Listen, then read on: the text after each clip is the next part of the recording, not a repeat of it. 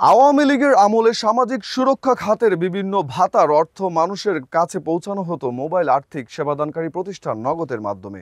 সরকারের দেওয়া এসব অর্থ থেকে নগদ কর্তৃপক্ষ অন্তত 1,711 কোটি টাকা হাতিয়ে নিয়েছে। ই কমার্স গ্রাহকদের লেনদেনের আরও 144 কোটি টাকাও হাতিয়ে নেওয়ার অভিযোগ প্রতিষ্ঠানটির বিরুদ্ধে। একই সঙ্গে কেন্দ্রীয় ব্যাংকের অনুমোদন ছাড়াই 645 কোটি টাকার ই-মানি সৃষ্টি করে মূল্যস্ফীতি বৃদ্ধিতে বড় ভূমিকা রেখেছে নগদ। নগদের বিরুদ্ধে 500 কোটি টাকা পাচারের তথ্য পেয়েছে বাংলাদেশ ব্যাংক। বিষয়টি নিয়ে চলছে বৃহৎ তদন্ত। প্রতিষ্ঠানটিতে চালানো ফরেনসিক অডিটে সর্বমোট 2,500 কোটি টাকা লুটপাটের তথ্য পেয়েছে বাংলাদেশ ব্যাংক।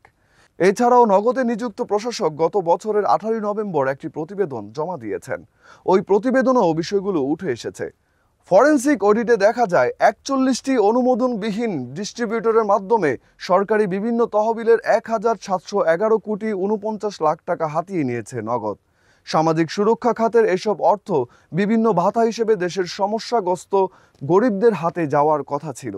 একই সময়ে প্রতিষ্ঠানটি ই কমার্স প্ল্যাটফর্মের 18,233 জন ভোক্তার হিসাবে অবৈধভাবে অর্থ প্রেরণের ফলে নগদ এমএফএস এর 144 কোটি টাকার ক্ষতি সাধিত হয়েছে।